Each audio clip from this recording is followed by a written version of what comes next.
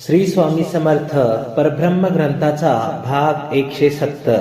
स्वामींनी अधिकार वाणीने कडकडले होते, नीलकंठा। स्वामींचा आवाज प्रतिध्वनित झाला होता। संपूर्ण परिसर दिव्य प्रकाशाने उजळून गेल्याप्रमाणे क्षणभर प्रकाशित झाले होते। उठ!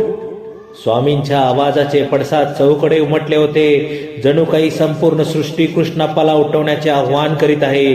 काहीतरी वेगळं घडते याची जाणीव होऊन सर्वांचे लक्ष कृष्णाप्पावर केंद्रित झाले होते। असतानाच कृष्णाप्पाच्या पापण्यात हालचाल झाली होती। प्रथम चोळाप्पा आणि येशूबाईला वाटले होते की त्यांना भास झाला आहे, पण कृष्णाप्पाने एक दीर्घ उत्साह सोडला होता, जणू काही तो झोपेतच आहे।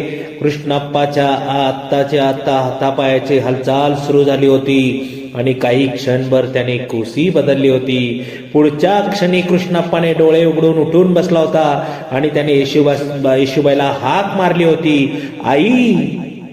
येशूबाई गदगदून गेली होती। आवेगाने तिने कृष्णाप्पाला हृदयाशी धरले आणि ती आक्साबोक्षी रडू लागली। चोळाप्पाची अवस्था वेगळी नव्हती। स्वामी समर्थांनी आपल्या अलौकिक सामर्थ्याचे कृष्णाप्पाला जिवंत केले आहे।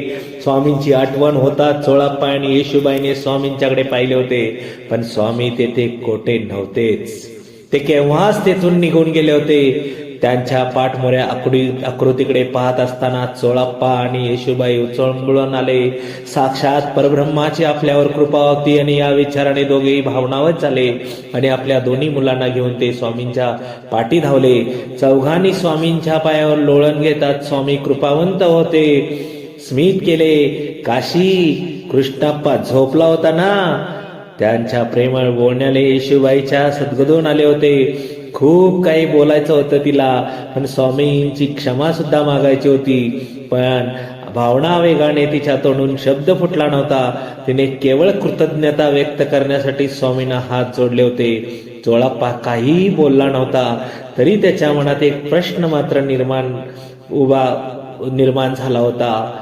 स्वामींनी कृष्णाप्पाला जिवंत केले, पण राजूबाईला तर जिवंतच होती, तिला का नाही वाचवले?